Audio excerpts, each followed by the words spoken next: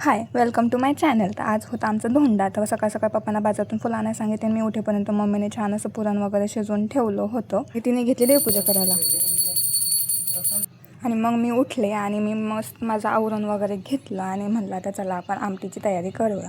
तर आमटीची तयारी करायला मी कांदा छान चिरून वगैरे घेतला आणि तव्यावर टाकला. नंतर आठवलं की मी गॅसच ऑन केला नाही. मग काय पटकन गॅस वगैरे ऑन करून घेतला आणि मस्त कांदा आणि खोबरं मी बारीक करून घेतला आणि मसाला माझा छान असा भाजून वगैरे तयार झाला. पण बारीक करायच्या वेळेस नेमकी लाईटच गेली. मग काय मम्मीने तोपर्यंत छान असं पुरण वाटून घेतलं आणि नंतर लाईट आल्यावर मी मस्तपैकी छान असं ग्रेव्ही बारीक करून घेतली आणि मम्मीने छान अशी आमटी करून घेतली. अशी तरीबाज आमटी झाली होती. आणि आता तुम्ही म्हणता मम्मीच सगळं करते, मग तू काय केलं? मग काय घेतलं मी पीठ मळायला आणि पीठ मळून घेतलं. तोपर्यंत मम्मी बाहेरचं काम आवरत होती. मग मी म्हटलं चला आपण धोंडे करून घेऊया. आणि हे बघा सासूबाईंचं चाललं होतं जावयासाठी स्पेशल धोंडे बनवणं. आणि आमची इथं पद्धत आहे की जावयासाठी स्पेशल 5 असे धोंडे बनवतात. त्यात वेगवेगळे पद्धतीचे असतात. त्यात 1 रुपया, मीठ, तिखट किंवा गोड अशी साखर वगैरे असं बनवतात आणि ते जावयाला खायला देतात. आता हे मान खरं तर सासूबाईंसाठीच आहे.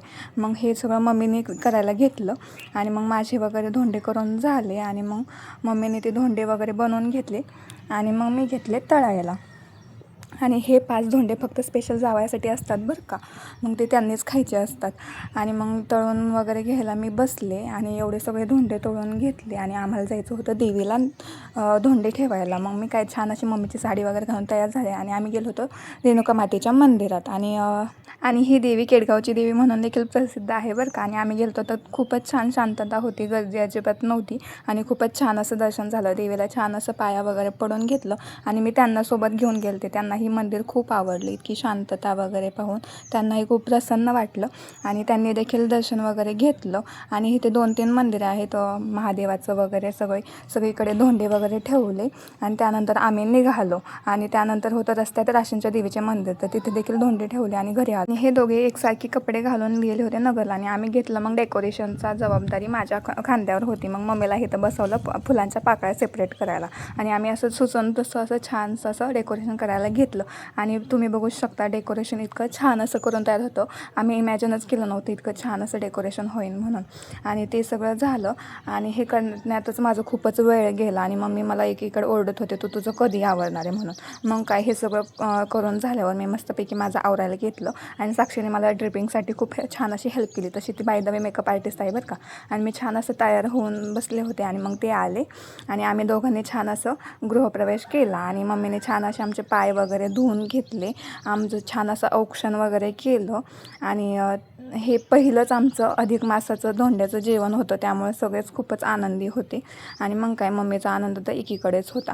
आणि आमची छान अशी कपल एंट्री देखील झाली. आणि ही कपल एंट्री करत असताना आम्ही इतके हसलो की विचारूच नका. त्यामागची धमाल तुम्हाला परत कधीतरी सांगेल.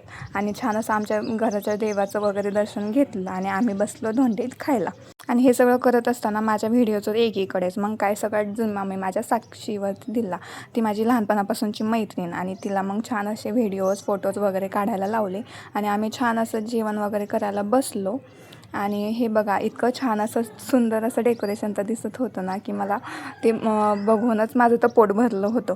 मग काय आमचं छान असं फोटोशूट वगैरे करून घेतलं आणि आम्ही बसलो पप्पांची वाट बघत. कारण की पप्पा बाहेर गेले होते. मग ते येऊपर्यंत आम्ही थोड्या वेळ वाट वगैरे बघितली आणि परत भैयाला सांगितलं होतं की त्यांच्यासाठी कपडे वगैरे घेऊन यायला. तर ते दोघे घेऊन आले होते आणि परत आम्ही बसलो होतो. तर पप्पा आले आणि पप्पाने छान असं त्यांचा टिळा वगैरे लावला आणि त्यांना छान असे कपडे वगैरे दिले आणि आम्ही केली होती त्यांच्यासाठी अंगठी. आता जावायला मानपान करायचं म्हणलं अंगठी तर करावीच लागणार म्हणून मग छान अशी अंगठी वगैरे पप्पाने त्यांना घातली. मम्मीने देखील मला छान असं ओवाळून घेतलं आणि तिने माझ्यासाठी छान अशी साडी घेतली होती आणि ती साडी मी माझ्याच चॉईसने आणली होती बरं का.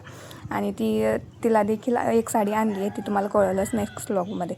आणि सगळ्यात छान अशी गंमत आत्ता आली. आता इथे खरं होती जावयाची परीक्षा, कारण की ह्यांना हे आता चॉईस करत होतं की त्यांना कोणता धोंडा खायचा. आणि इथं इतकी गंमत आली ना आणि त्यांनी शेवटी एक निवडला आणि तो भैयाने त्यांना खाऊ घालायला दिला. आणि खरंच त्यांचं नशीब इतकं छान आहे ना की त्यांना असा छान असा पुरणाचाच धोंडा खायला भेटला, कोणता दुसरा त्यांच्या हाती लागला नाही. आणि ते बघून सगळेच इतके हसत होते ना की सांगूच नका. आणि हे सगळं एक्सप्लेन करण्यातच माझा वेळ गेलं. आणि मग मला वाटलं त्यांची रिॲक्शन बघून तर मला वाटलं त्यांना काही चांगला धोंडा लागला नाही. पण नंतर त्यांनी सांगितलं की नाही पुरणाचाच आहे. आणि हे सगळं करत असताना इतकी गंमत येत होती ना की विचारूच नका. सगळे हसून पोट दुखत होते. आणि मग ते झालं आणि आम्ही छान असं जेवण वगैरे करून घेतलं. आणि पप्पा देखील आमच्यासोबत जेवायला बसले होते. त्यानंतर मी निघायचं होतं म्हणून पटकन मम्मीची अशी ओटी भरून घेतली. कारण की सध्या म्हणतात की अधिक मासात आईची ओटी भरलेली खूप चांगली असते. म्हणून मग मम्मीसाठी देखील मी साडी आणली होती. ती तुम्ही माझ्या ब्लॉगमध्ये पाहिलीच असेल. मग ती तिला दिली. तिची छान अशी ओटी वगैरे भरली. आम्ही हळदी कुंकू लावलं.